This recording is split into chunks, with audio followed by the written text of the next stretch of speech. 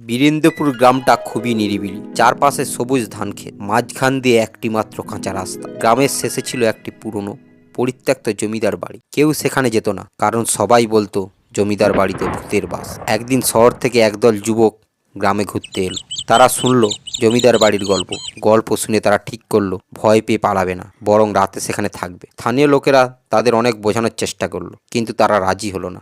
রাত গভীর হলো, যুবকেরা মশাল হাতে জমিদারের বাড়ির সামনে গিয়ে দাঁড়ালো। বাড়িটা বিশাল, অথচ একদম নীরব। দরজাটা ছিল সামান্য খোলা। একে একে তারা ভিতরে প্রবেশ করলো। ঘরগুলোর দেয়াল থেকে পলেস্তারা খসে পড়েছে, আর বাতাসে অদ্ভুত এক গন্ধ। হঠাৎ করেই দরজাটা জোরে বন্ধ হয়ে গেল। তারা চমকে উঠল, কিন্তু একজন সাহস করে বলল, এটা হয়তো বাতাসের কারণেই হয়েছে, ভয় পাবার কিছুই নেই। সবাই ঘরে ঢুকে বসলো। তাদের মধ্যে একজন বলল, চলো গল্প করি, সময়টা ভালোই কাটবে। গল্প শুরু হলো। হঠাৎ করেই একটা ঘরের কোণ থেকে কান্নার আওয়াজ আসতে লাগলো। প্রথমে তারা ভেবেছিল কেউ মজা করছে, কিন্তু কান্নার আওয়াজ ক্রমেই জোরালো হতে থাকলো। তারা আলো নিয়ে সেই কোণায় এগোলো। কোণায় গিয়ে তারা দেখলো একটা সাদা কাপড়ে মোড়া ছায়ামূর্তি দাঁড়িয়ে। তার মুখ দেখা যাচ্ছে না, শুধু শীতল বাতাসের স্পর্শ আর এক অদ্ভুত ঘ্রাণ। কেউ একজন চিৎকার করে উঠল, চলো পালাই।